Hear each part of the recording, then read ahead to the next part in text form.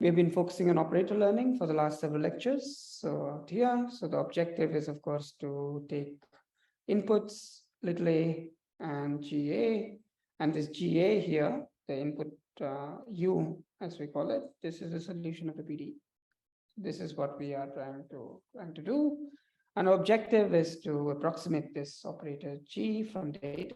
So find this surrogate G star.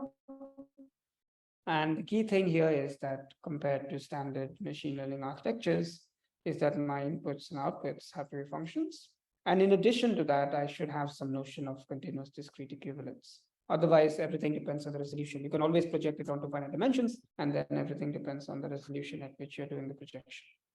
And in this context, we have seen different examples. So we had SNO, DeepONet, PCNet, and so on. And also in the last lecture, they had the issues, also the advantages. But in the last lecture, we were focusing on what are called neural operators, and in particular on Fourier neural operators. So just to recollect, so just like a neural network is a mapping between a finite dimensional input. So it takes a finite dimensional input somewhere here, and it produces a finite dimensional output somewhere here. And all that it does is that it goes through these layers. Each layer is an affine operation or affine vector matrix product plus adding with a vector, and then the composition with a nonlinearity activation function. You do exactly the same, but now in infinite dimensions. So now instead of having finite dimensional objects as your inputs, your infinite dimensional objects will be inputs. For instance, this here will be a function. So that's the rough idea. And what you get out is also going to be a function at the end of the day. And just like we did for the finite dimensional inputs, for infinite dimensions, we just generalize these operations in infinite dimensions. So in particular, this guy here, the so-called bias vector, becomes a parameterized bias function. And this matrix vector multiply, the most general thing that you can do in this case, there are many things you can do, but one of the things that you can do in order to extend matrix vector multipliers to infinite dimensions is to have this kind of kernel integral operators, which of course need to be discretized, right? So this was sort of the objective. And now the kernel is the one that is parameterized. So because of that, means this is what defines the model or the approximation. On the other hand, we know that this is quadratic, right? Just computing this integral, we discussed this was quadratic. So because of that, we have to do something smart. And out of that, the idea came that we have to use what are called Fourier neural operators. One of the possibilities is to use Fourier neural operators, where now this kernel integration, so remember, this is essentially the integration across a kernel. So let me write it down. So this is k of xy parameterized of v of y dy. Roughly speaking, this is the operation that I need to generalize or need to focus on. Now this operation, as long as the kernel is translation invariant, so it is written in this form, can be done in Fourier space. And this is essentially what I wrote down. And this can be efficiently implemented through FFT. So the sort of workflow of FNO, I think this was also described in the last tutorial, is that you start with a function. Of course, at the end of the day, you have to take it at a discrete level. So start with a sampled version of the function, take a Fourier transform, project it onto a few Fourier modes, okay? You don't project it onto all possible Fourier modes that are resolved in the grid. Project it onto a few fixed number of Fourier modes. This is essential. Do some manipulations in Fourier space. So this is your parameterized function R here. And then to go back to physical space, you do an inverse Fourier transform. You keep some piece, some part of the function through this residual connection. You can also add a bias function here. So there are many things that you can do. And finally, you add a scalar nonlinearity, and you keep on doing this, right? In addition, there are also these projection and lifting layers, or lifting and projection layers, where you just change the dynamics. You project things onto or lift onto a latent space. So in terms of implementation, this is a very simple architecture, straightforward to implement. I think this is what you did in the last tutorial, right? Or no? Okay, so even better. So make you implement it. Okay, very good. So this was the story about Fourier neural operators. But remember that when we looked at DeepONets and PCNet and so on, there was a reason why we believe that these things work. So do these reasons apply also to FNO? And the answer is yes, there is quite a bit of theory. I just mentioned it without going into details. So there's quite a bit of theory for FNOs. For instance, just like for DeepONet, so it's exactly like for DeepONets. So this is very, very important. Just like what we did for DeepONets, we have sort of similar results, but there should be some advantage, but we'll come to that in a bit. So these results were there in this paper, for instance. So the first thing that you do is you have this universality, right? So universal approximation theorem. So as long as your operator G, so the mapping that we are trying to approximate with an FNO, so at the end of the day, this produces for me a G star, right? So G star, it takes in an input function and it provides an output. But there's some underlying operator G, and what we are trying to do is to approximate G with G star. So this is sort of the uber objective. Now, it turns out that as long, just like we had for DeepONet, as long as this G is a measurable mapping, so for that you need a measure. Anyway, remember when we train these objects, we were sampling out of a measure, an infinite dimensional measure, and we do the same here. So as long as this measure is, as long as it's measurable with respect to this mapping, and it's enough, measurability is, it's enough if it's continuous. Any continuous function is measurable. So as long as it's a continuous operator, it's very easy to define what a continuous operator is. It maps Sobolev spaces to Sobolev spaces, but you can take L2 to L2. So G is a mapping between L2 to L2. Then there exists an FNO such that the error is going to be small enough. The approximation error is going to be small enough. And what is the error? So the error here, E hat is equal to, so this is G of U minus, it can be something like this, G star of U in your space, let's say L2 of D mu U. So this is the error that you can put a square since it's in L2, for instance. So this is the error that we are going to minimize and a square root on top. So you have something like this, and this is the error that is going to be small. So just like we had for DeepONets, we know that with this construction, we are able to approximate any operator. Moreover, if you remember from DeepONets that there was this curse of dimensionality, right? So just like for DeepONet, you have a curse of dimensionality, which says that the size of this FNO, so N is this FNO. So in general, this is important to emphasize, in general, size of FNO, so size of N, size is now the number of Fourier layers, the number of parameters in the Fourier layer, number of residual connections. All of them can be encapsulated into a single number. And this will behave something like order of epsilon is my error. So minus of some M of epsilon over K. M of epsilon is essentially the number of sample points for your function. Okay, so this will roughly be the K is some, it could also be 1. K could be 1. For simplicity, you could just take K to be 1. So again, the same problem that in general, if you are approximating operators, then this M epsilon, so clearly M epsilon goes to infinity as epsilon goes to 0. So this guy goes to infinity and the exponent goes to infinity. So you have this blow up. So this is precisely the same curse of dimensionality. In fact, in this paper, we had even cooked up an example for this, for which this would happen.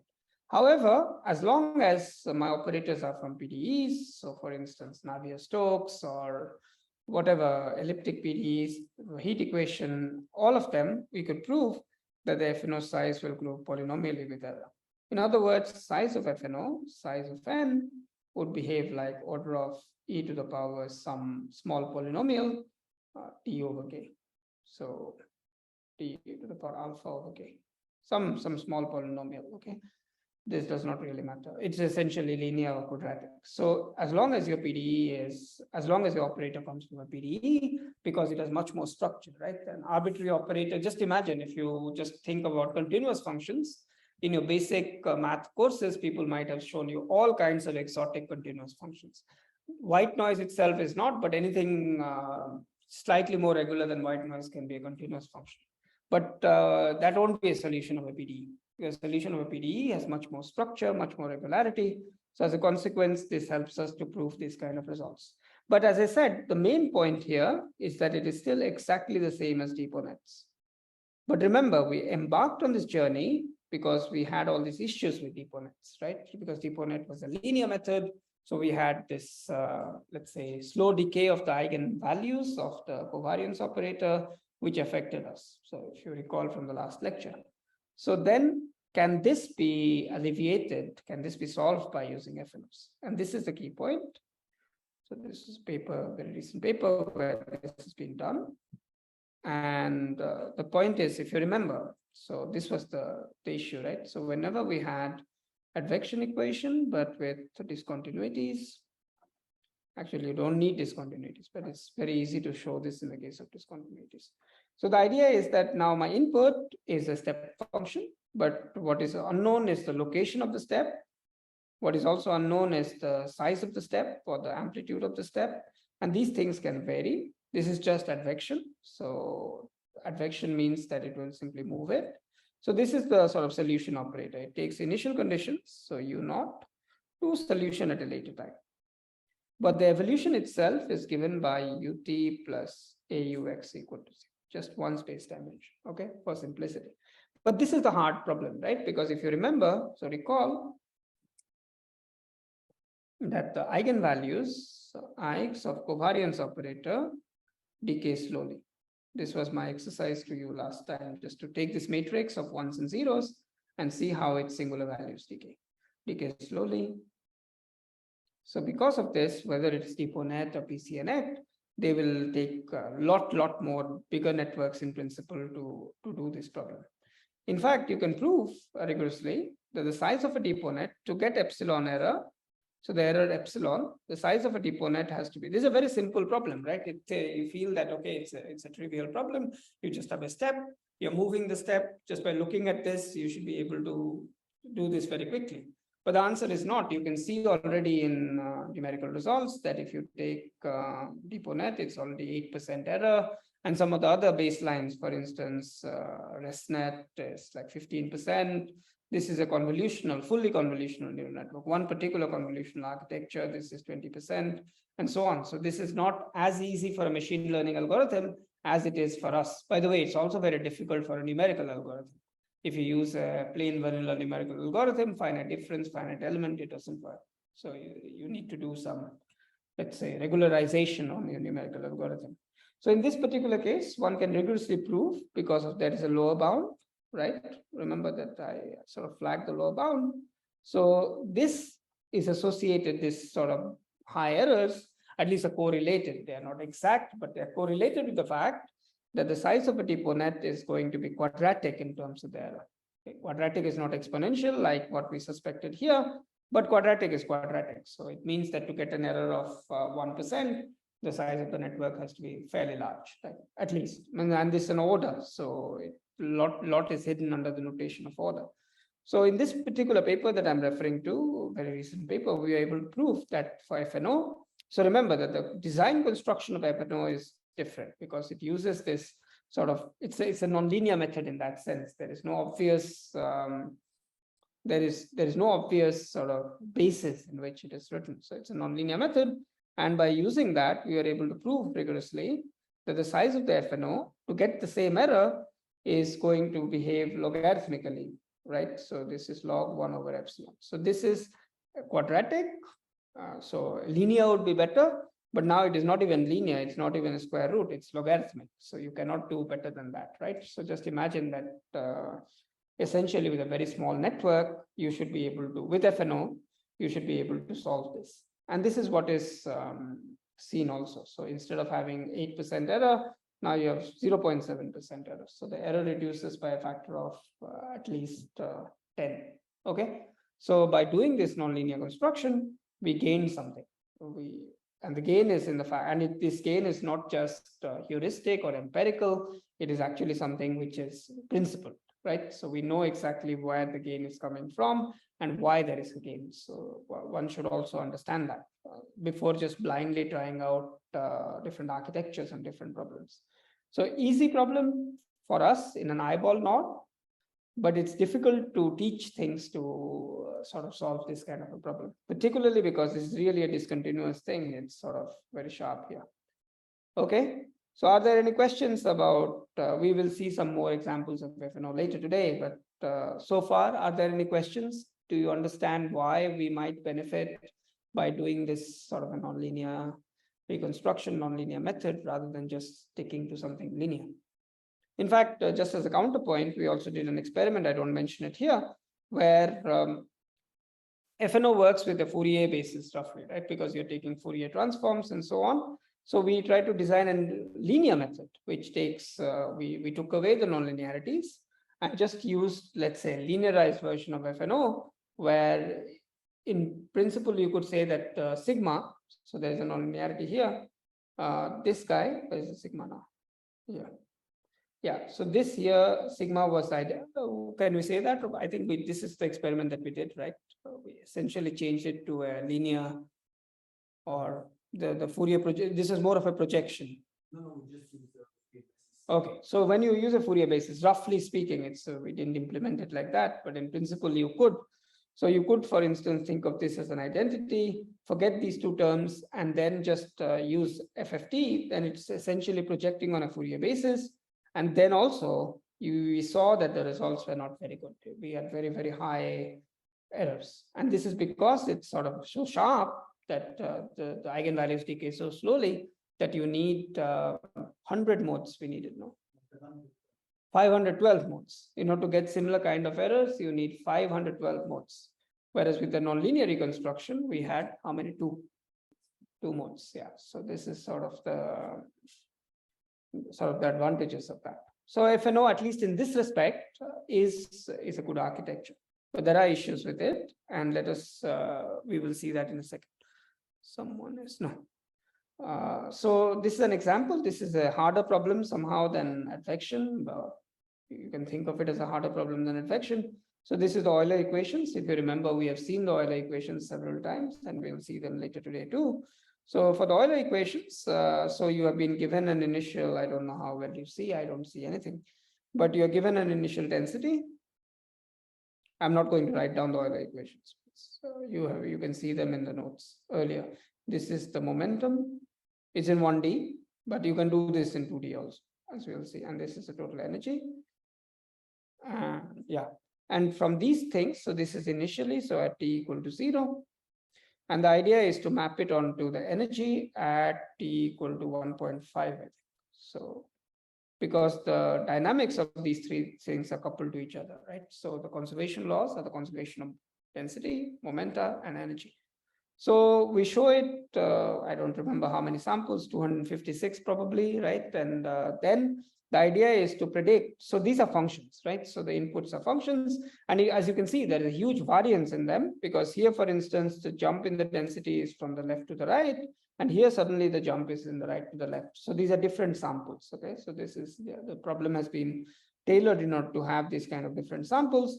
And you see that the energy also has a very different, the structure is not very different from each other, but details are different. For instance, here, this wave here has more amplitude, here it doesn't have more amplitude, and so on. There are differences.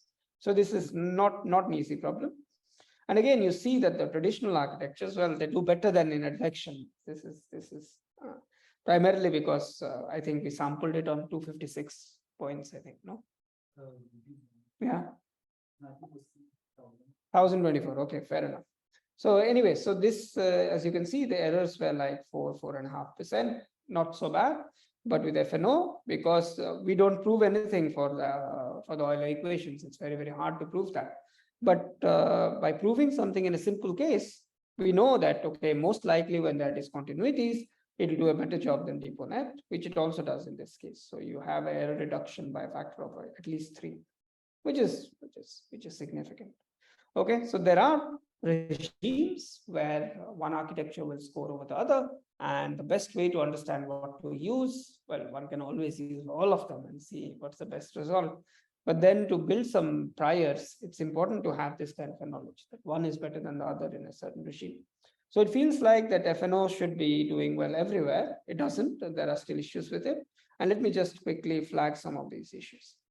So here is a problem that I would say still not solved, but it's an interesting, I don't know again how well you see.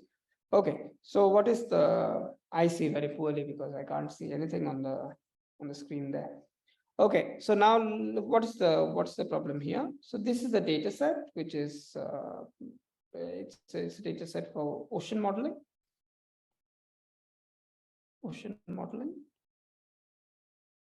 And many people are interested in this data set. What it predicts is an object called sea surface height. Because the atmosphere and the ocean, they are a coupled system, right? So they are a coupled system. One is driving the other.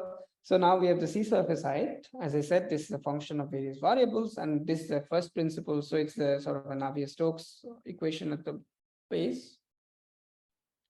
Let's focus on so there is Navier-Stokes equations with lots of complicated physics, lots of boundary conditions. I dare not show you the equations. It's quite complicated. And what this model does is that it takes into account the sea surface height at a certain time, for instance, here t equal to 0. And then it does a forecast, for instance, at t equal to 6, t equal to 12, t equal to 18, and so on. I could get the times here wrong, but not only does it have the sea surface height, it has a few other parameters like ocean conditions, atmosphere conditions, and so on. The problem is that it's a very expensive model. Okay, this takes thousands of node hours if one wants to run it. It's a very expensive model. It's a very rich, dense model. So one would like to surrogate it for all kinds of reasons. For instance, my collaborators at IBM, they're interested to use it for a storm surge application so that they can price insurance products and things like that. Anyway, so the point is now, okay, now this is, as you can see, things are happening here. The details are changing. It's a sort of a rich physics. So why don't we use FNO, for instance, and try to do this in a surrogate manner? So how we did it is to use autoregression. The details are not important here. Autoregression. So given the FNO model, we predict maybe several frames, we predict the next frame, and given the next frames, we predict the next frame, and so on. So this is autoregressive, right? Like what ChatGPT does. And then you compare the loss functions and over each of these frames and minimize them. When you do that, you see that it didn't do a very good job. Means it's the errors went on. This was at 4.6%, 5.7%, 6.8%, 10%, and so on. And also that visually it was just wrong. Like 10% is already sort of it's okay in an image. Means even if I add 10% noise to my face, I don't become a bad pit, right? But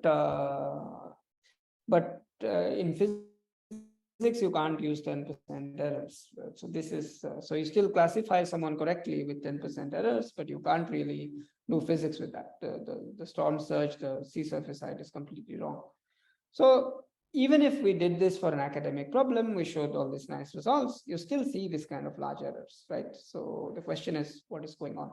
In fact, you can see them at a toy model. Means this is reality, and whenever you have reality, means it's always hard to do things, but already at a toy model, we expect that there are some issues. So we are coming back to this familiar friend. We have seen this before. This is where we showed that CNNs have very, very large errors. So this is Navier-Stokes, 2D Navier-Stokes with very high Reynolds number. So it's essentially 2D Euler, but let's keep things simple. So now you have an operator here. So this is your initial density, initial velocity, horizontal velocity. This is what it happens. And if you want to sort of visualize it in vorticity, then this is initially a vortex layer here and here, and they evolve into these vortices. So this is it's an interesting, fairly complicated problem. Now FNO. So if you remember, CNN had some 5% error. FNO, the error is, so we train it. So to train anything, we need to sample it, right? There's no information that is available in the continuous domain. We have to sample things. And when we sample, we have to sample at, let's say, 64 squared. So we train, and after training, we see that the error is approximately 4%, which is quite satisfactory, right? And then we test it because we want to learn the operator and not just a discrete representation. So when we try to do that, then what we observe is, for instance, if you take 96 by 9, or let's say 128 by 128, you have trained the model. The model itself does not depend on any resolution, because if you remember in FNO, we do a projection onto some fixed set of Fourier modes. And in this case, probably it's 16 or 24. Maybe Roberto, you know how many were used between 16 and 24 modes. 16 modes. Okay, so it's always fixed on a given grid. So you can always do that. You can do the testing on any resolution essentially with FNO. And when you do that, you see that the errors actually go up, not as much as we saw for the CNN, but they do go up significantly. So instead of 4, you're going more towards 6% here. And here, when you downsample, when you have less resolution, it's even worse. So it's not really learning the operator, I would argue. It is learning a representation. So in that sense, this notion of resolution invariance is still not satisfied with FNO. And we believe that these kind of errors that we saw here, they are sort of partly at least due to this effect. And these errors, they have a name. In fact, anyone who does sort of spectral methods for spectral numerical methods, I have taught you in one of the lectures, is that you project everything onto a Fourier basis, you do your operations in the Fourier basis and come back. But it's a numerical method, well-known numerical method. In fact, these graphs here were generated with a spectral method. So as you can see that there is some connection between this and what is happening here. And this connection, and I will give it in a very rough manner because I have to finish things today. So this is, we believe, or we show that one of the reasons why FNO might have issues or it does not have this resolution invariance is because of something called aliasing. Okay. How many of you have heard the word aliasing? Raise your hands. Aliasing. A few people have heard. It's a very common. Okay, so I will give you a 5-minute, 10-minute introduction into what aliasing is, right? So aliasing is what we believe is a possible culprit. Okay. So what is the idea behind aliasing? Actually, this figure shows you what aliasing is because it's very simple. Aliasing is simply the mismatch between continuous and discrete. These are words, so I have to qualify them, but I'm not going to write complicated formulas today. We don't have time for that. So what is a mismatch between the continuous and discrete? So remember that in physics or in many other things, what you're interested is in continuous objects, right? Functions. So you want to get functions as your input, you want to get functions as your output, and so on. But unfortunately, we don't know how to compute with functions. They are continuous objects. So how are we going to even access them on a computer? How are we going to store them on a computer, and so on? So at the end of the day, we have to digitize functions because there is no other way. So we have to digitize functions. Otherwise, we can't store them on a computer. We can't do any operations with them. And this digitization is what we call as discretization, right? So you take a continuous object like a function. So for instance, the temperature distribution over Zurich at this very moment, this is a function. It's, because in principle, okay, you are not going to go to every atom inside the city of Zurich, but at some scale, it is a continuous object, right?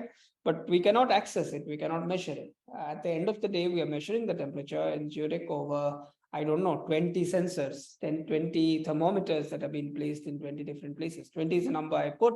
I don't think it is more than that, but that's what we are doing, right? So it's the same. Suppose we want to measure the temperature in this room. What do? We take one thermometer somewhere and we put it, right? And then we say, okay, there's only one sensor that is going to access the whole.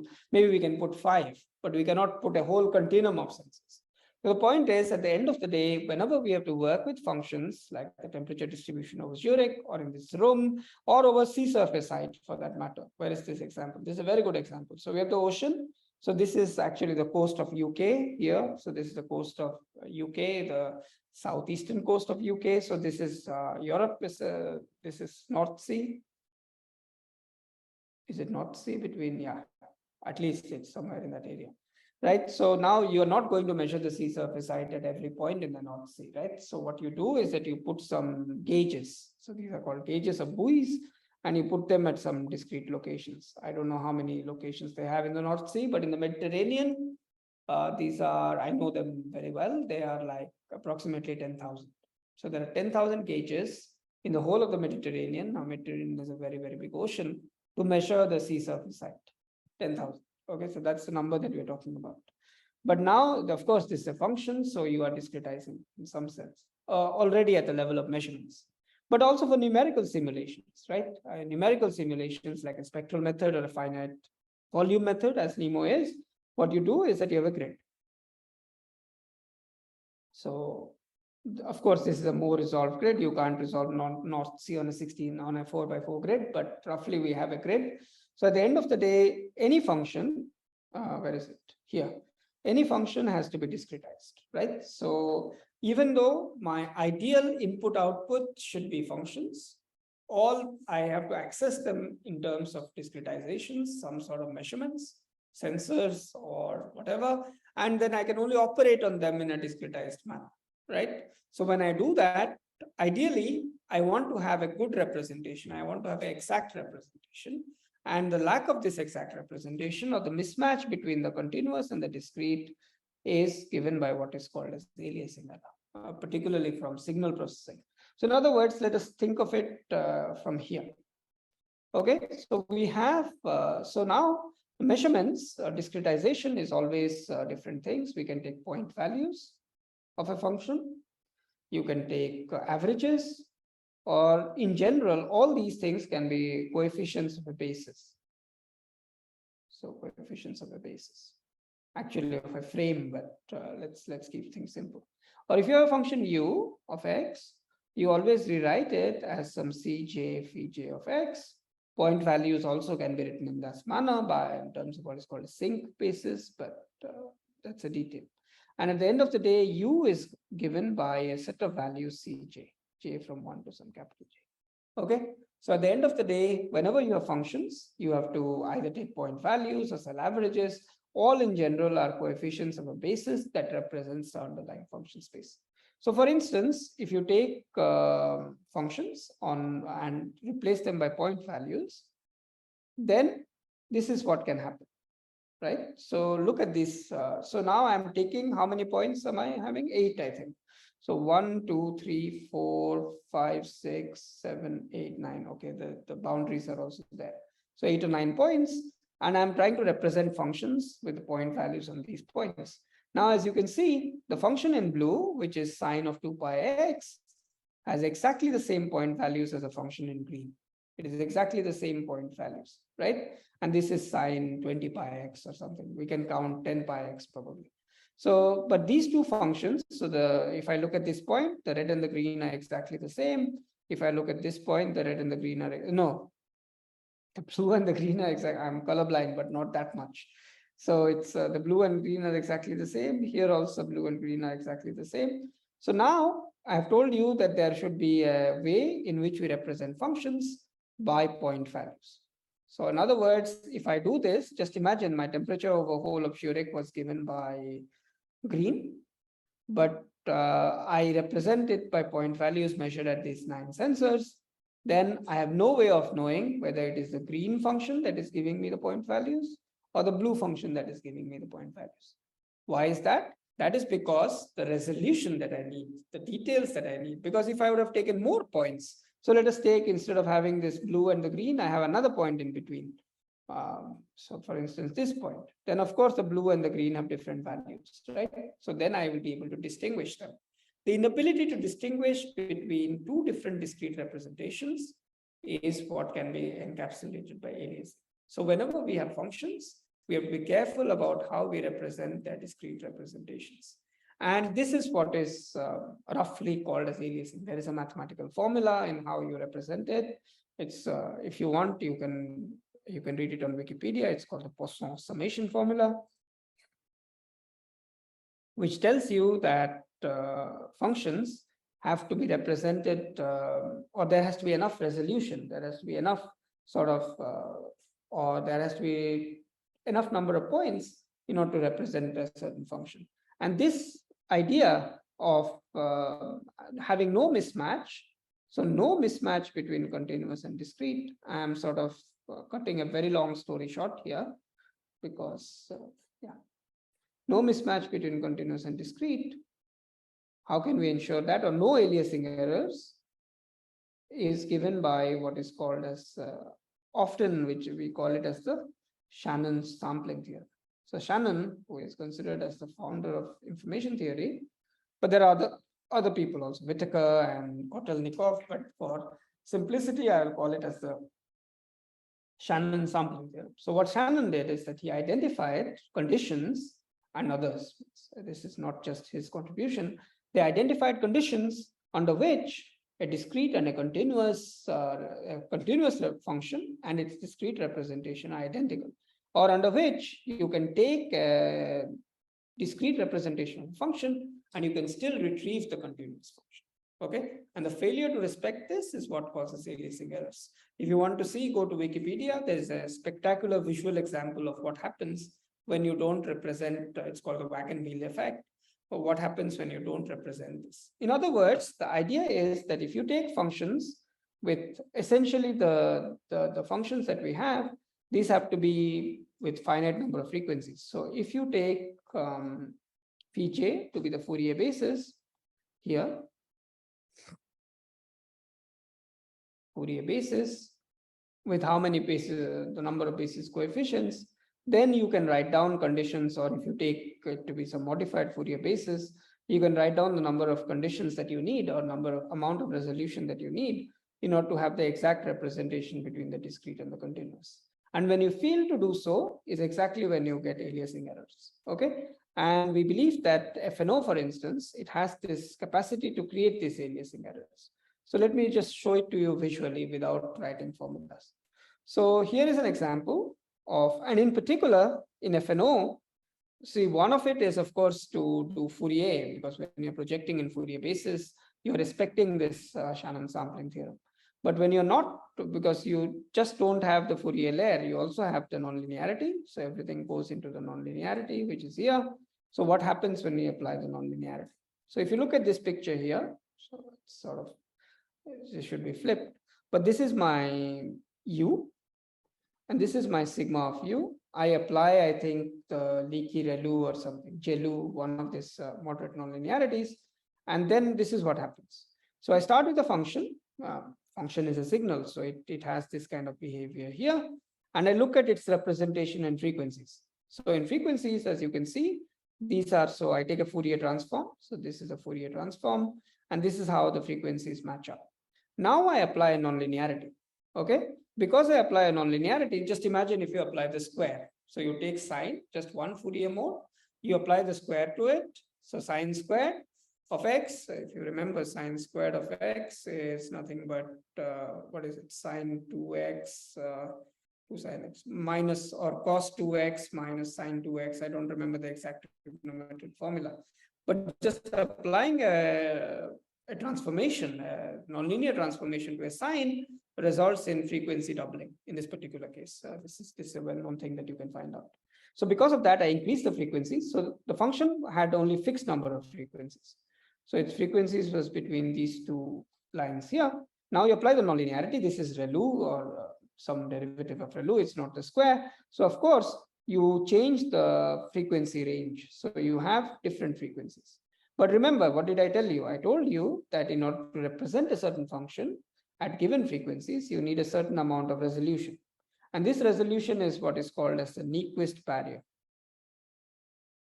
Nyquist barrier. So it's essentially half, or the number of points has to be twice the number of frequencies, roughly speaking. Okay, so that is the Nyquist barrier. Now, when you increase the number of frequencies, you don't respect the Nyquist barrier anymore, but yet you have to sample this on the same grid. So you start reconstructing the function, and you can see it's difficult on the eyeball, but this is different from this. And this is precisely what leads to aliasing errors. In other words, the representation, and in fact, you can see here, this guy is attenuated. This peak was more now. So there is more sort of noise coming from the signals here. So this means that when we disrespect this Anand sampling theorem, we can lead to errors, which are called as aliasing errors. And we believe that these are the errors that are partly, at least, responsible for this. And they're also responsible for these patches that you see. So these are precisely numerical noise, which could potentially come from these kind of aliasing errors. So in particular, because aliasing errors prevent a unique representation between the continuous and the discrete, And remember that one of my desiderata for operator learning was this concept of, where is it now? Here, concept of continuous discrete equivalence. The bottom line here is that essentially, roughly speaking, aliasing errors, they destroy continuous discrete equivalence. And this can lead to problems. So I take a break here. So this is roughly the short story. And when we meet at 1:15, then I will show you ways in which this continuous discrete equivalence can be brought back in. Okay. So we meet in 12 minutes time. And then I really have to hurry up because next week Ben is going to give the lecture and he's going to change topic quite a bit. Okay, so let us pause. Okay, so I will try to rush a little because I'm out of time today. So I'll be, but Roberto, we are going to have a tutorial on CNOs, right? Or you are going to. So whatever issues with implementation, you can clarify it in the tutorial. So the issue is, remember that because of aliasing is one possible source where we don't have this continuous discrete equivalence. So can we sort of restore it? It turns out that there are different ways to do it. So SNO, for instance, was the way spectral neural operators. Also, DeepONet in some sense has this, but FNO doesn't. So it turns out that you can do it by essentially using convolutions. So remember that in the very first, not the very first lecture in the series, but one of the first lectures, I told you that CNNs, convolutional neural networks, they were not doing very well because this error that we saw here was very large with them, right? So this, as you'll see, but can we sort of bring that back? After all, there are two things to remember. So one is that just now recall that for a CNN also we had something like this, that the error went up. So it was not resolution invariant. The second is that FNO is also doing some sort of a convolution, but its convolution is in Fourier space and not in physical space, right? The question is, can we bring back convolutional architectures, because convolutional architectures have many other advantages. They are widely used in machine learning. And can we bring that back while at the same time taking care of this resolution invariance? So very briefly, I want to discuss an operator, that neural operator or operator learning architecture that can do this. This is brand new, and I think there'll be a tutorial on it next week. So let me give you a little bit of a peek on what this is. So these are called convolutional. So as I said, convolutions strike back. So these are called convolutional neural operators. This is very new. In fact, there is a preliminary version of this paper out. Maybe you can show it, you can share the workshop version of the paper, no? Yeah. So that it's there. So what is the basic idea? So now remember that we want to bring convolutions back into physical space. So let me try to explain, but at the same time, so there are two requirements. So one is it's base things on convolution, based on convolutions in physical space, because FNOs also do convolutions, but in Fourier space. But by doing convolutions in physical space, you localize, right? After all, what does a convolution do? If you remember the pictures, so it takes a signal and then it takes a small portion of it and you run the kernel over the entire thing. So it sort of localizes like a finite difference stencil will do, right? So we want that locality. So this is essentially locality. So that's the first requirement, that it should be. And the second requirement, of course, is that it should be a neural operator. In other words, it shouldn't have these aliasing errors. Remember that this was sort of, there has to be a matching between the continuous representation and the discrete representation. And in other words, this should be zero aliasing errors, no aliasing. And this can only be done when it is consistent with sampling theorems. What does it mean, sampling theorems? Sampling theorems tell you that if your function has a certain range of frequencies, then you need so much of resolution in physical space. You need so many grid points. So if it has 10 frequencies, you need roughly 20 grid points. Anything more than 20 grid points can resolve it. If not, then you will be in trouble. You'll get aliasing errors. So roughly that is what sample consistency with the sampling theorems is. So twin requirements, you have convolutions and you require this consistency. Now, why is this not working?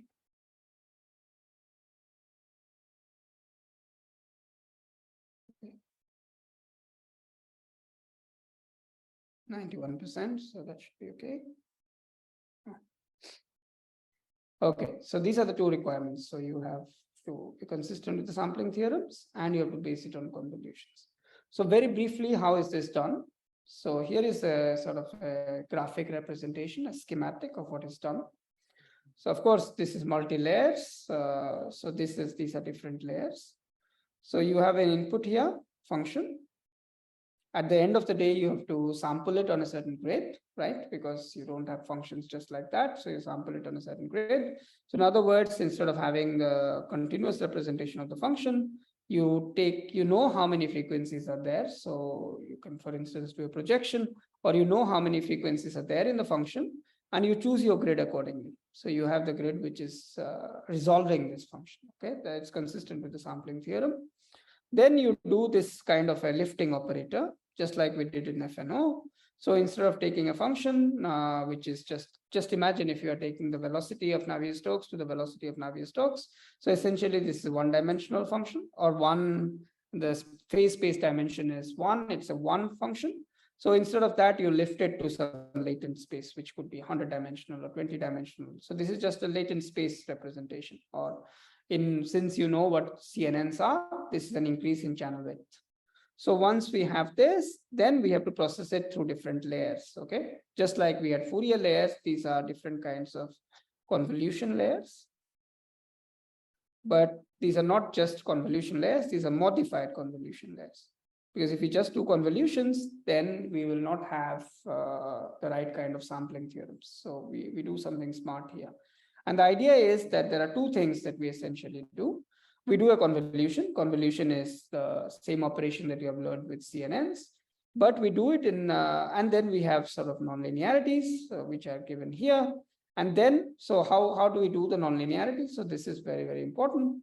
We use what are called up and down sampling operations. So remember, what did the nonlinearity do here?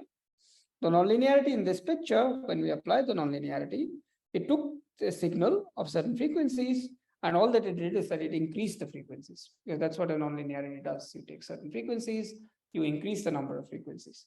So here, this is what the operation will do. So you take a function, we know that the nonlinearity is going to increase the frequencies, so we take the function and we upsample it. So artificially, we increase the grid resolution, which means that we allow for more frequencies to come in. So upsampling is nothing but increasing the grid resolution. So instead of having only 16 points, we took 32 points, for instance. So that allows for doubling the number of frequencies. Then we apply the nonlinearity. Okay, so this is the signal here, upsampled. If it's a continuous function, nothing changes. Upsampled, then you have a nonlinearity, which behaves like this. And then in order to come back into the space that you're in, we downsample something. So which means that we have a function which is given in these values. It has a certain number of frequencies which have increased because of the application of nonlinearity. But then we just kill out some of the high frequencies in order to get this signal. So essentially the idea is that at each step, we have to be consistent with sampling theorems, which is how many grid points do I need in order to resolve the number of frequencies. Roughly speaking, it's a very, very rough idea of what is going on. But it's very difficult to go into more precision without writing the formulas. And I certainly don't have the time to do that. So it does a convolution, then applies the nonlinearity. Each time it applies the nonlinearity, it does this kind of gymnastics. It increases the resolution, allowing for more frequencies, let the nonlinearity do its job, and then reduces the frequencies, because at the end of the day, we want to work with certain amount of frequencies, and it keeps on doing it. And at the end of the day, so you have different layers, it goes through different layers. And at the end of the day, you sort of project it. So this is working in some latent space. And now you want to project it back onto your physical space. So this could be a 100-dimensional object, or 100 phase space dimensions, 100 functions, and you bring it back to one function. For instance, by doing a convolution or by just doing a linear mapping. So this is roughly what it does. So you do convolutions, but you only do convolutions in such a manner that you have some consistency with sampling theorems, which means that there is enough grid resolution in order to capture, in order to resolve the increase due to, for instance, the action of nonlinearities. So roughly speaking, that is what it is. And because of this property that we are always being consistent with sampling theorems, we have what is called a representation equivalent neural operator, or a RENO as we call it. But this is just a name. This is a name to say that we have some form of continuous discrete equivalence. So whatever we are doing in the discrete sense has an analog in the continuous sense. And even though we are computing with a discrete object, functions, vectors, matrices, tensors, and so on, there is a complete continuous representation, continuous analog of that. And not only that, in addition to these sort of heuristics that I just told you, maybe in the tutorial you see more of the structure of this. So let me give you, so this is sort of the rough idea, but in practice it is instantiated in this particular manner. So I'll spend 5 minutes trying to explain this graph. And that's why it really works. And it's sort of fairly sophisticated architecture, okay? So it is based on what are called UNets. These are popular sort of convolution-based architectures for resolving images, so image generation, image segmentation, image classification, and so on. So this is how my operations work, okay? So at any time I've been given a function. This is a function with lots of possible frequencies, okay? So just imagine the solution of the Navier-Stokes equation. The initial data could have lots of frequencies. So first what I do is that I lift it. So I have this lifting operation. So this is lifting. I don't touch the spatial aspect of the function. I just copy it or sort of project it, lift it onto more number of channels. Okay, so this is what happens. So each time I take just one vector here and I put it into this kind of a tensor here, it means that I'm increasing the number of channels here. So that's what this lifting operation does. Then I apply what is called essentially a convolution. Okay, so this is called an I block. I don't know, I can't see it, but this is this brown color. So this is out here. And this essentially is a convolution followed by a nonlinearity. But each time I apply the nonlinearity, remember that I have to first upsample it, apply the nonlinearity, then downsample it, so that I'm consistent with sampling theorems. I keep the channel width the same. So this is one operation. Then what I do is I want to take a very high, just like we do for image processing, I want to take a very high frequency signal and I want to sort of reduce it to low frequency so that I learn some basic features of it. And this is done by what is called as downsampling. So this here, the orange arrow, that corresponds to a D block, downsampling. So this is downsampling. Downsampling simply means reducing the number of frequencies, but at the same time reducing the resolution, because remember, we are consistent with sampling theorems. So whatever we do in frequencies is also carried over to space, the number of resolutions, but we also increase the channel width. So we reduce this, we increase the channel width, we do another convolution here. Again, we reduce it. So we try to extract, let's say, features at smaller scale, larger scales. And then we again increase the channel width and we keep on doing it till we reach the sort of, let's say, the resolution that we are comfortable with. So essentially what we have done in this process here is that by keeping the consistency with the sampling theorems, we have taken a high signal with many, many different frequencies, and we have broken it down into different frequencies. We have stored them at this level, this level, this level, and so on while processing them. And then, of course, what we can do here at this level, this is the basis of a UNet here, is to use what are called skip connections, residual blocks. So you know what a skip connection is. You've seen ResNets before. So a skip connection, an R block, is that you take a function, you apply a convolution, you apply a nonlinearity, but you also keep some elements of the function. Okay, this is exactly also what is done in FNO, if you remember. So FNO also keeps some elements of the function, and then does some Fourier processing and combines them. So this is a very common trick or common way to keep some features invariant. And we do the same here. So after extracting all these frequencies, we have done this here with these residual blocks. And each time we are ensuring that it is still consistent with the sampling theorems. And then we just repeat the process. So we have some frequencies here, we get higher frequencies here, even higher frequencies here, and so on. So this is the other part of the U, which is that you take a function which has very few frequencies, then you increase the frequencies. And how do you do that? By upsampling. So remember, now the number of points has to be increased, it has to be upsampled, and the channel width has to be reduced, because at the end of the day, we want one vector. So the channel width has to be reduced, and we keep on doing it. We reduce the channel width, apply the upsampling operator, reduce the channel width, apply the upsampling operator, and so on. But this is not enough. Okay, so this way we had taken the frequencies, we had composed them into fundamental frequencies, we are reassembling them, but that is not enough because we also have some other operations here, because at each step of these frequencies, we are connecting the corresponding, so it's the same number of frequencies here and here, and we connect them too by using essentially ResNets. Okay, so it's a modified UNet, because a UNet would only have a structure like this, but now we are also keeping some layers here, so that the frequency information is always sort of concatenated out. So as you can see, this bit is taken, it is concatenated, and then it is passed through some residual layers. It's the same here. These are sort of architectural details all the time. So all these layers are being used. Activation, what I just described to you, upsample, apply nonlinearity, downsample. Then you have skip connections, you have just pure convolutions, and you have upsampling and downsampling. So these operations, they are put together in this sort of sophisticated architecture, because the idea is to sort of resolve multiple scales, right? Because your inputs and outputs are at multiple scales. And if you can extract these scales individually, process them and combine them, then hopefully we'll have a good architecture. Does this work in practice? We'll see that. But in principle, in addition to having this representation equivalence, which is just by design, because we have constructed it to be consistent with sampling theorems, we can also prove the same kind of universal approximation result. This is what I just told you, that this is a basic requirement. So for instance, if you take L2 to L2, and measurable and so on and so forth, the same kind of principle as exactly like FNO and DeepONets. So at that level, it does not lead to any loss of information. Hopefully we are gaining something, okay? So this is a fairly sophisticated architecture, but we are coming towards the end of the course. So it's also time to show you something more sophisticated, something more state of the art. This is as state of the art as it gets, right? Its paper is not even finished. But you will get some hands-on experience in the tutorial. But does it work in practice now? So this is the instantiation. This has this sophisticated UNet, modified UNet. So this is what we call as an operator UNet.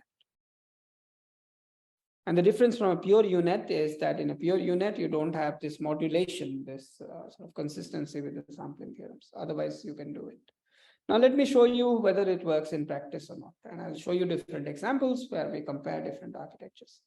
Okay, so this is again the same example that we had before. So we had the operator which takes a velocity to a velocity, and this is the sort of visualization in vorticity space. We never take vorticity to vorticity, we just take velocity to velocity. And the point here is that, first of all, already you can see that I had shown you this picture. I'd also shown you the picture with the FNO. But now with CNO, you can see, and I did not show you the picture with DeepONet, but it's not surprising that DeepONet failed more or less. It did not capture any details. It just provided you with an average view of the flow. CNO, this is this architecture with all these layers and hierarchies and so on. It's doing a good job, as you can see, but more importantly, as you can see here in FNO, you have these kind of artifacts, In CNN also, you have this kind of pixelations because after all, the resolution is not being changed. So it's not a neural operator. Here, this is a much more clean resolution or clean approximation of this particular operator. And you can see that because remember, we had designed it in such a manner that it is going to be resolution invariant, and to some extent at least. And of course, it does the job because if you would have taken a UNet, so this is without this modulation, then this is the picture that you get. So at 64 by 64, you got a very good answer, like 3.7% or something. Little worse than CNO. CNO was 3%, but comparable. But it is only when you change the resolution that you start having issues. Okay, as you can see at 128, for instance, the error has gone up to 12%. So similar to what we saw for POCNNs. And here it has gone up to 14%. It's the same with FNO. FNO, as I showed you before the break, also has this resolution non-invariance, right? So this goes up. In contrast, this here is a flat line, okay? And there is some, as I told you, it has been constructed in order to more or less have a flat line here. Okay, so this is where it is really learning the operator and not just a discrete representation of it. So in particular, you can test data at different resolutions, or you can train also with different resolutions. So this is an important message that comes in. Let me give you some other examples. So this is just Poisson equation, but it's a very, very interesting example. So Poisson equation, this is minus Laplacian of u equal to f. It's a very simple operator. And don't ask me the details, but it's something like aij sine I pi x sine j pi y. So the data is given in frequency spaces. So, and this aij's are sampled, I think, from uniform -1, 1. So at training and test time, what we do is that I'll also tell you something about out of distribution testing in a minute. So we have been given some data. It turns out that this guy here, the solution of this equation there's an analytical exact solution. So then we know how to generate the data. There is an exact solution. So it is very easy to generate. And this is how it looks like, okay? So here is, I don't know the pictures here, but here is an example. So we have given an input like this, and this is the ground truth, okay? So you have been given some input, let's say some density having some transitions, and this is what the solution does. So this is the exact solution, and we are approximating it with CNO and FNO, and also UNet and DeepONet. No, just CNO, FNO, and DeepONet in this particular case. Because these were the 3 operator learning architectures that we studied. And we see that, first of all, CNO has very, very low errors. It's 0.3%. It's very difficult to see it in the eyeball norm. So you really have to compute the errors. In contrast, FNO has much higher errors, right? It's almost a factor of 20 more. So it's 4.8%. And DeepONet is even worse. So it's almost a factor of 60 more. Now, right? So it's like 13%. And this is because this has multiple scales. It has many scales. We take, I think, 16. So ij is from 1 to 16 for generating the training and test data. Okay, so it's a multiple scale problem. There are multiple scales now. And because of that, we would expect that DeepONet wouldn't do well because it has to also learn the basis. But anyway, these are what are the numerical results. And here is a very, very important point. Okay, so this example shows that some architectures are better than the other. But more importantly, another important point is we do what is called out of distribution testing. And let me explain a little bit what that is, because now you could have argued, okay, let's just show what is out of distribution testing. So in training, I have taken 16 of these fundamental frequencies, and I've just sampled based on 16 of these fundamental frequencies. But in practice, it is just a mapping from functions to functions, right? So I can take any function and I can map onto its solution. So this is the basis. So while testing, we keep the same protocol, but now we change the number of frequencies from 16 to 20. Okay, so we're allowing for 20 is the number. I think it is 20. It could be 24. But so we allow for more frequencies, high frequencies in test time. And this was not seen by the data during training, right? So now this is why it is called out of distribution, because I changed the measure from which I am sampling. Suppose I would have done it in a parametric manner. Remember the very first lecture that I gave you where I considered parametric approximations. Then I could have just mapped these parameters, ij from 1 to 16. I could have just mapped them onto my solution. This would have been quite a lot, 256, but I could have mapped them onto my solution, and I could have used plain vanilla feed-forward neural network, right? But now, in that regime, I can't test out of distribution anymore because I'm changing the number. I'm changing it from 16 to 20. So their parametric methods don't work. Whereas by just having something which is mapping a function to function, we're allowing ourselves that freedom, right? So we are going from 20 to 20. You can argue, okay, 16 to 20, but it is a big change. And you can see that with FNO. For instance, FNO, from 4.8%, it went up all the way to 9%. DeepONet actually came down. I don't know why that is the case, but it did. But, but at least the two of them are comparable now. CNO, on the other hand, was more or less invariant. So this shows that it has been able to generalize. FNO did not in this particular case. In some other cases, it will. But this is a very, very important thing, right? We want to train in a certain regime, and we want to test in a slightly different regime, hopefully in a very different regime. But this is what happens with ChatGPT now, right? Because in ChatGPT, it has never learned anything about, I don't know, you can think of like joke in the style of Shakespeare. Means the training data does not have jokes in the style of Shakespeare, but it can do that, right? Because it's able to generalize very well. It has also been fed on mountains of data. Now we don't have those kind of mountains of data. We don't have any possibility of doing that kind of generalization, but at least since it has already seen the Poisson equation, it has seen what it does with inputs like this and outputs like this, it should in principle be able to change this ever so slightly, right? If not, then it's not very interesting. But you can see now that with this, there was almost an invariance. Here, on the other hand, there was not an invariance. So at test time, it's also important to consider how much we can test out of distribution, because without that, it's sort of, we are not learning too much. Okay, this is one example, but this is another example where other things can happen. So this is a wave equation. This is the approximation of a standing wave. I don't need to provide the details for every single experiment, just to give you a flavor of what's happening.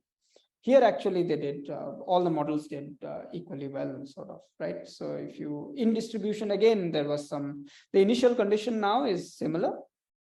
So this is going to be my initial condition. And then roughly speaking, my initial condition, and then I observe the solution at a later time. So this is the mapping, because it's a wave equation is a time dependent PD, right? So it's UTT minus C square Laplacian of U equal to 0. And U at t equal to 0 is U naught, and UT at t equal to 0 is equal to U1. So these are the solutions. And I think U1 was set identically equal to 0, and U naught was given by the solution that, or maybe U1 was given by a similar kind of an ansatz.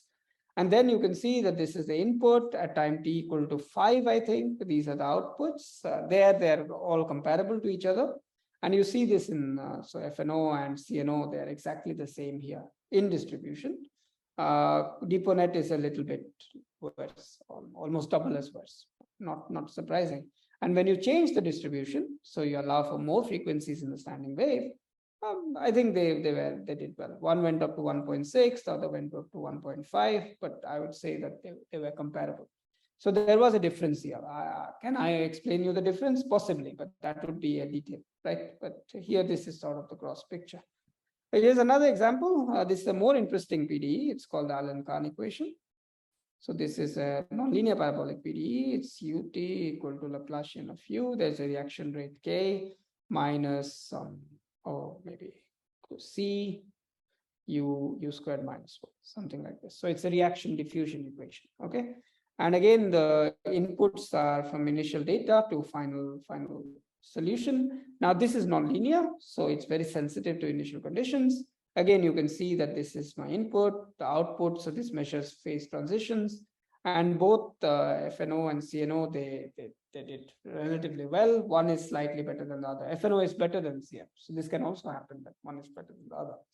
DeepONet did dismally here, because it's a difficult problem for DeepONet. This was like 14%, because the phase transitions, these are very sharp. As you can see, they became very sharp.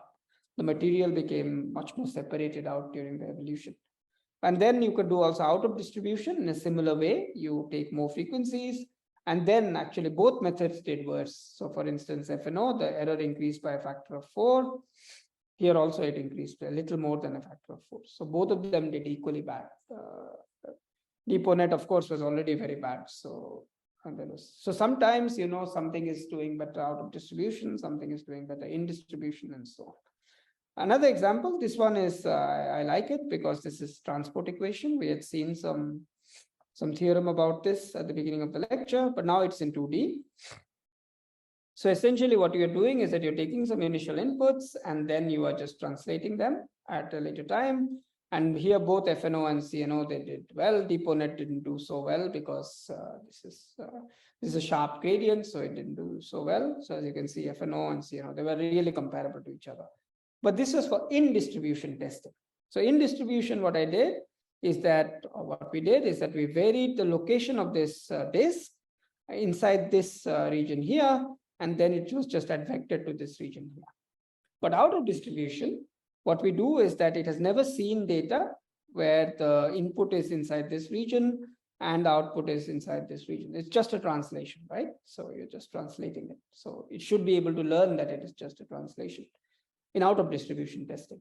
But actually it didn't. As you can see, FNO gave large errors, actually very large errors. DeepONet was insanely large errors. It completely failed.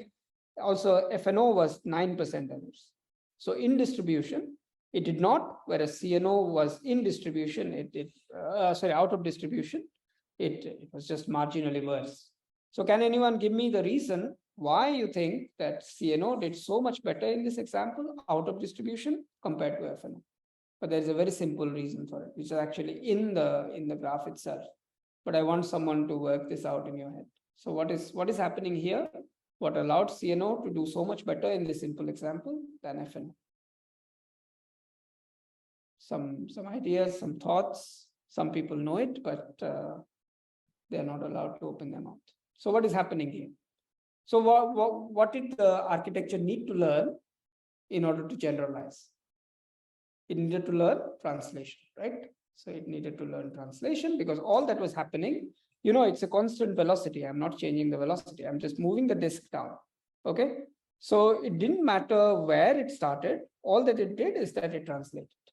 So if my architecture had inbuilt translation invariance, or what is called translation equivariance, then it should be okay. Then you should be able to do that. If you go back into the formulas, I urge you to do that, then you'll see that FNO does not bake in that feature. Okay. So even though it uses the translation invariant kernel, but because of the nonlinearities, because of the way it is put together, it is not translation invariant. So that's why it doesn't learn that. It doesn't know that it's a translation. It still keeps some part of the feature here. But because we had CNO, on the other hand, is translation equivariant, at least in this particular case. And that's why it's approximately, after all, we are doing finite operations on a computer. So we are breaking some things here and there. So it remains sort of translation equivariant. And as a result, the results are very similar to in and out of distribution. So this is where, by using out of distribution techniques, either testing, either sort of as modifications, deformations, as some people call them, or by using symmetries of your underlying problem, you can see how well your architecture generalizes to unseen data. So this was an important experiment from that perspective. Here's another experiment. This is the experiment we have shown several times, which is, so you have the Euler equations, right? So this is flow, compressible flow. Here now, we have parameterized the shape. If you remember, this was the starting example that we always took. We parameterize the shape, and then we predict the flow around it. And here the shape is parameterized by these Higgs-Na functions. Higgs-Na functions, if you look at your notes, we have considered them before, spline-like functions. And we took 20 Higgs-Na functions to parameterize the shape.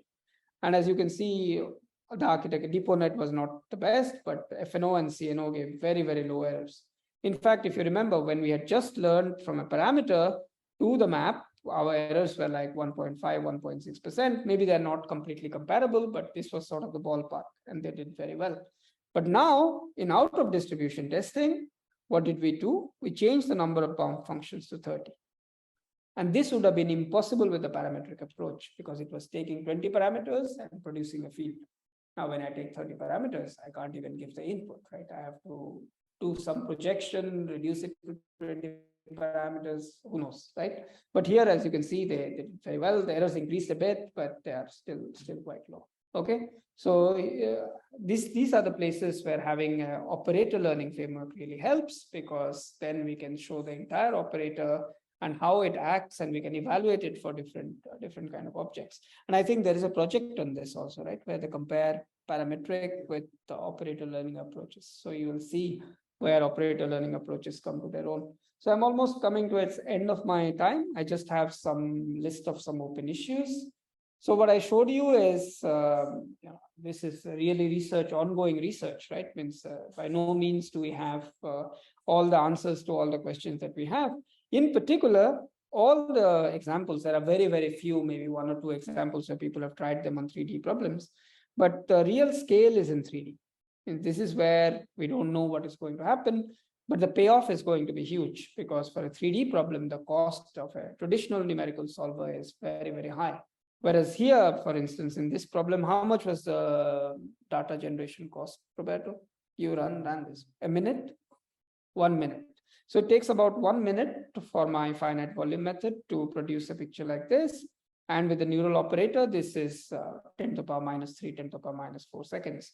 But I can afford to wait 1 minute. 1 minute is not that long, right? But in 3D, this is no longer 1 minute. It is more like several hours, if not more.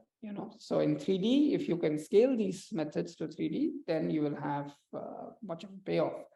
Another thing which I had already alluded to was the prediction of time series, right? So they remember the NEMO data set where you used autoregression. So we could predict time series, but we want to predict long time series. And each time you make a prediction, then you use it as a base to make the next prediction, and so on. And we know that errors can propagate, as you saw. So it's important to have a good method to do with autoregression. And all these experiments that I showed you, they might be very simple, but they all used data in the order of hundreds, okay? So there are hundreds of samples that were shown for these. Okay, hundreds is not a lot, but sometimes in a PDE context, hundreds is too much, right? So when we have limited data, I'm talking like order of 10, not order of hundreds, then we are in trouble with these methods because they don't work with so low amount of data. They're not like transformers that they need data in the millions, but they still need data in the hundreds or the thousands in order to get reasonable answers. So what do you do when you have order of 10 or order of 1 data point, right? So this is where the previous set of lectures that Ben and I gave are useful. In this case, the idea would be to use, instead of the losses that we have here, to use PDE losses. Maybe you can also touch upon that in the tutorial if possible, or just how to combine them with pins. Remember, we had pins. In pins, we just put in the PDE instead of using data. So you can do the same now. Means this mapping here, A going to U or U star for us, G star. So this mapping also satisfies the PDE. After all, it's a solution of the PDE. So this G star of A, you can use the PDE on it. So you can simply say D of G star of A equals to A, something like this. Sorry. This was my PDE, right? So you could append that. So you could combine. People have done this, by the way. These are called physics-informed operator networks, physics-informed neural operators, and so on. They are not as effective, means compared to the raw version of this. And there are some deep reasons why this is the case, but this is certainly something that can be done. And the key issue always is out of distribution generalization. And I just gave you a very, very sneak peek at some examples of this, but people are more and more. So the first attempts to use operator learning or pins and so on was to always do in distribution, to get it correct for in distribution. But to make it really useful, we have to do out of distribution. And this is sort of very much ongoing research. There is no sort of no good answer for this. And finally, there are many extensions to downstream problems, particularly to inverse problems, which are non-trivial. Maybe again, you can link to our paper just as an example. Inverse problems, you could do Bayesian inverse problems, uncertainty quantification, but these are just downstream applications, right? Experimental design and so on, UQ, optimization. All these things can be, once you have the neural operator ready, you can either use some iterative method, some active learning method, and so on to do this. But to do this, you have to sort of grapple with these problems that I have listed here, particularly with this one. Okay. So now I think with that, I conclude. So next, we're almost done. At least I could have spent a little bit more time perhaps in CNO. But anyway, there will be a tutorial on this. I conclude with this, and next lecture, Ben comes back and he gives the next lecture, and the lecture after that, maybe it's the two of us or maybe it's him. But anyway, so thank you for your attention. And I think it's also very, very important. Also, people on Zoom should remember this, that there is a survey, right? There is a survey about the course. If you have not done it, please do return your responses, because this is always a sort of a new course. We take your feedback and we try to improve it in the next session or the next cycle. Okay, so many thanks for your attention, and I hope to see you on the 2nd of June. Okay.